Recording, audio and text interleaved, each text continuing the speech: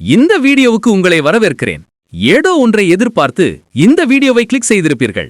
நீங்கள் எதிர்பார்த்தது கிடையாது என்பதை வீடியோ முழுவதுமாக பார்த்துவிட்டு முடிவு செய்யுங்கள். பாதியில் சென்று விட வேண்டாம். கமெண்ட் செக்ஷன்ல உங்க ஒபினியன்ஸ் ஷேர் பண்ணுங்க. உங்களுக்கு என்ன மாதிரியான கண்டென்ட் வேணும்னு சொல்லுங்க. நான் உங்க ஒவ்வொரு கமெண்ட்டையும் படிப்பேன். உங்க ஃபீட்பேக்கா எங்களுக்கு டைரக்ஷன் கொடுக்கும். நீங்க சொல்ற டாபிக்ஸ்ல நாங்க வீடியோ செய்வோம். இந்த வீடியோ உங்களுக்கு பிடிச்சிருந்தா லைக் பட்டனை அழுத்துங்க. அது எங்களுக்கு ரொம்ப மோட்டிவேஷன் கொடுக்கும். ஒரு சிம்பிள் கிளிக் தான், ஆனா அது எங்களுக்கு ஹியூஜ் என்கரேஜ்மென்ட். இன்னும் சப்ஸ்கிரைப் பண்ணலைனா சப்ஸ்கிரைப் பட்டனை அழுத்தி பெல் ஐகானையும் ஆன் பண்ணுங்க. அப்போதான் நாங்க அப்லோட் பண்ணும் எல்லா வீடியோஸும் உங்களுக்கு நோட்டிஃபிகேஷன் வரும். நீங்க என்ன வீடியோவையும் மிஸ் பண்ண மாட்டீங்க. ஆப்பிள் தான். பல வகையாக உலகெங்கும் இது கிடைக்கிறது. ஆப்பிள் அதிக நாட்கள் தாங்கும். இதுவே இதன் தனிச்சிறப்பு. இதன் சத்துக்களும் உடம்பிலே அதிக நாட்கள் தங்கும். இதனால் நலமோங்கும். இது குளிர்ந்த மீளைகளில், தூய நீரில், தூய காற்றில், அளவான வெயிலில் சுகமாக மெதுவாக வளர்கிறது. மென்மையாக இருக்கிறது. மேன்மையான இடத்தில் இருக்கிறது. எல்லா நோயாளிகளும் அவசியம் சாப்பிட வேண்டும். எவ்வளவு வேண்டுமானாலும் சாப்பிடலாம். எந்த கெடுதலும் வராது. குழந்தைகளுக்கு வேக வைத்து கொடுப்பது அவசியமே இல்லை. கொழுப்பு நிறைந்த எருமை மாடுகளின் பாலை செரிமானம் செய்யும் குழந்தைக்கு ஆப்பிளை செரிமானம் செய்வது கடினமே இல்லை. மிக சுலபம். பால்தான் மலச்சிக்கலுக்கு காரணம் என்பது பலருக்கு தெரியாது. இதுதான் பரிதாபம். வேக வைத்தால் ருசி, சத்து, சக்தி, உயிர் என எல்லாம் போய்விடும். 5வது மாதத்திலிருந்து குழந்தைகளுக்கு ஆப்பிள் தரலாம்.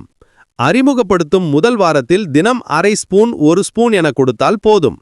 ஆப்பிளை 2ஆக வெட்டி கரண்டியில் சுரண்டி உடனே குழந்தையின் யாக்கில் தடவினால் போதும். காற்று படப்பட ஆப்பிளின் நிறமும் சத்துக்களும் மாறும். ஆகவே கடித்து உண்பதே நல்லது. பயணங்களில் கொண்டு செல்லவும் சாப்பிடவும் இது பூரண உணவு. இயற்கை அற்புதமாக பேக்கிங் செய்து வழங்கியுள்ளது. ஆப்பிள், மாம்பழம், ஆரஞ்சு, கத்தரிக்காய் முதலான இயற்கை பொருட்களில் ஒரு பகுதி அடிபட்டு கெட்டு போயிருக்கலாம். இந்த கெடுதல் மற்ற பகுதிகளுக்கு சாமானியமாக பரவாது. அப்பகுதியை மட்டும் வெட்டி எறிந்துவிட்டு நன்றாக சாப்பிடலாம். சமைத்த உணவுகளிலும் மிருக உணவுகளிலும் இது சாத்தியமில்லை. விஷம் உடனே பரவிவிடும்.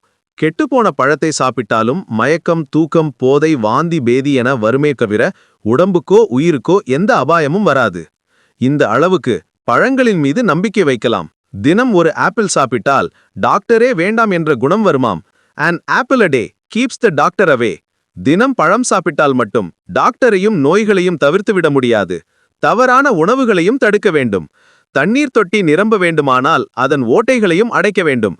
நமக்கு நல்ல டாக்டர் தேவை. அவர் நலவாழ்வுக்கு கல்வியை, பயிற்சியை அன்புடன், அறிவுடன், அனுபவத்துடன் வாரி வழங்க வேண்டும். மருந்து கூறும் மருத்துவர்கள் இதனை செய்யவில்லை. தெளிந்த, தேர்ந்த இயற்கை மருத்துவர் மட்டுமே இதனை செய்ய முடியும். இதற்கு தினசரி இனிமா நட்சத்திரக்குறி சிகிச்சை தேவை. இனிமா மூலம் மலச்சிக்கலை நீக்கிவிட்டு பழ உணவு ஆரம்பித்தால்தான் நல்லது. இல்லாவிடில் சிலருக்கு உடம்புக்குள் ஒதுங்கியிருந்து பழைய பிரச்சனைகள் கிளம்பும். தலைவலி, சளி முதலியன கழிவுகளை வெளியேற்றும் துன்பம் தரும்.